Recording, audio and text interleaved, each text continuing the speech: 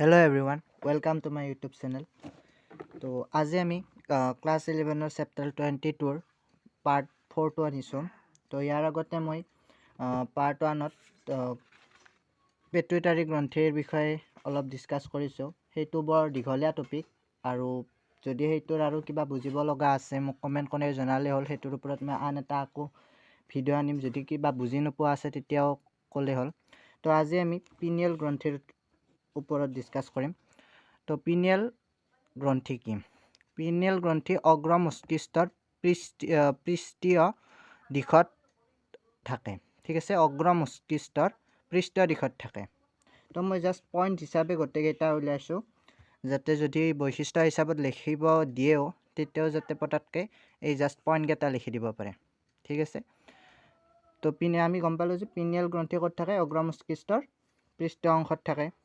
ইয়াত মেলাটনিন নামৰ এবিধ হৰম'নক এই গ্ৰন্থিয়ে ক্ষৰণ কৰে। এই গ্ৰন্থিয়ে কি কৰে? মেলাটনিন নামৰ এবিধ হৰম'ন ক্ষৰণ কৰে। ঠিক আছে, তো আমাৰ দেহৰ 24 ঘণ্টা, অৰ্থাৎ আমি পুৱা উঠিবৰ পৰা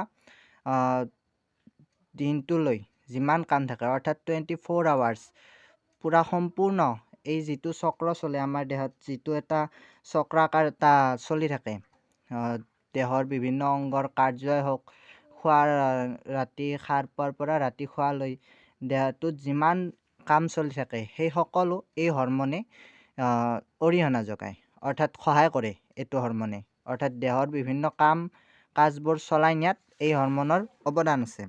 ঠিক আছে, যেনে উদাহৰণ নিদ্ৰা জাগ্ৰত চক্ৰ, শীত তাপ নিয়ন্ত্ৰণ মানে যেতিয়া আমাৰ ঠাণ্ডা লাগে, আমাৰ গৰম লাগে, আমাৰ অনুভূতি হয়।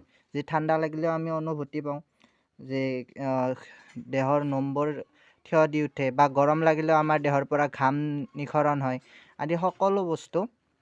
বা দেহৰ নিদ্ৰা জাগ্ৰত চক্ৰ, অৰ্থাৎ নিদ্ৰা মানেতো গম পাইছোঁ আমি, ৰাতি শোৱা, সাৰ পোৱা, এই সকলোবোৰ এই পিনিয়েল গ্ৰন্থি অৰিহণা যোগায়, অৰ্থাৎ কামবোৰ চলাই নিয়াত সহায় কৰে।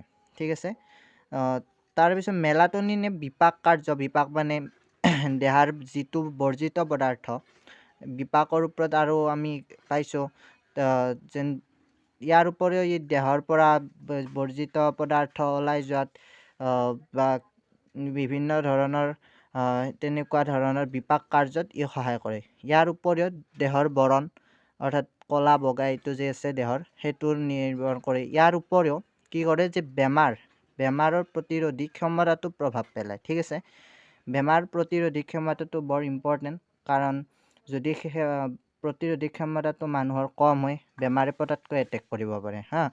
যদি প্ৰতিৰোধী ক্ষমতাটো বেছি হয় চব বেমাৰে তাক পটককৈ এটেক কৰিব নোৱাৰে।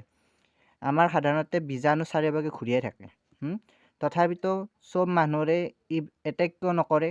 কাৰণ তাৰ প্ৰতিৰোধী ক্ষমতাটো ষ্ট্ৰং থাকে, সেইটোৰ কাৰণে তাক বেমাৰে পটককৈ এটেক কৰিব নোৱাৰে। কিন্তু কিছুমানক সেই জাগা, ছাপ'জ এটুকুৰা জাগা আছে, কিছুমান মানুহে সেই নিৰ্দিষ্ট এটা প্লেচত, ছাপ'জ কিবা খালৰ পাৰেই হওক বা বিলৰ পাৰেই হওক বা একোটা পথাৰেই হওক, এনেকুৱা জাগাত কিছুমান মানুহ গ'লে তাৰ পটককৈ বেমাৰ হয়। যিকোনো গা বেয়া লাগিব পাৰে, এলাৰ্জি উঠিব পাৰে, তাৰ পৰা আহিলে কাহ বা চৰ্দি অনুভৱ হ'ব পাৰে। কিন্তু সেই জাগাত আন এজন ব্যক্তি গ'লে তাৰ একো অনুভৱ নহ'ব পাৰে। কাৰণ কিয়? প্ৰথমজন ব্যক্তিৰ অসুখ হৈছিল কাৰণ তেওঁৰ প্ৰতিৰোধী ক্ষমতাটো অলপ কম আছিল, কিন্তু নেক্সটজনৰ কি এই ক্ষমতাটো বেছি, সেইৰ কাৰণে তাক এটেক কৰিব নোৱাৰিলে। ঠিক আছে, আৰু এই ক্ষমতাটোত এই পিনিয়েল গ্ৰন্থিৰো অৰিহণা আছে। আৰু আমি গম পালোঁ যে ই মস্তিষ্কৰ অগ্ৰ অংশত থাকে। মস্তিষ্কৰো ভাগ আছে, আমি বেলেগ এটা ভিডিঅ'ত সেইটো আমি জানিম যে মস্তিষ্কৰ কি আছে, ভাগবোৰ কি কেনেকুৱা। তো আমি গম পালোঁ পিনিয়েল গ্ৰন্থি মস্তিষ্কৰ অগ্ৰপৃষ্ঠত থাকে। তাৰে উপৰি দেহটোৰ আমাৰ 24 ঘণ্টাৰ যিবোৰ কাম, এক কৈছে যে ছন্দপূৰ্ণ চক্ৰ, দেহটোৰ যিমান চক্ৰ তাতে যিবোৰ কাম চলি থাকে ৰাতি শোৱাৰ পৰা সাৰ পোৱালৈ, দিনটোৰ 24 ঘণ্টাৰ যিটো কাম, এই হৰম'নে এই হৰম'ন মানে মেলাটনিন হৰম'নে তাৰ অৰিহণা যোগায়। ঠিক আছে, উদাহৰণবোৰ এইকেইটা, যেন শীত তাপ নিয়ন্ত্ৰণ বা দেহৰ নিদ্ৰা জাগ্ৰত চক্ৰ। আৰু মেলাটনিনে দেহৰ বৰণ, বিপাক, দেহৰ প্ৰতিৰোধী ক্ষমতা আদিত প্ৰভাৱ পেলায়। তো পিনিয়েল গ্ৰন্থিৰ কাৰণে এইখিনি, যদি বৈশিষ্ট্য হিচাপেও লিখিব দিয়ে এইখিনি লিখিলেই হ'ল।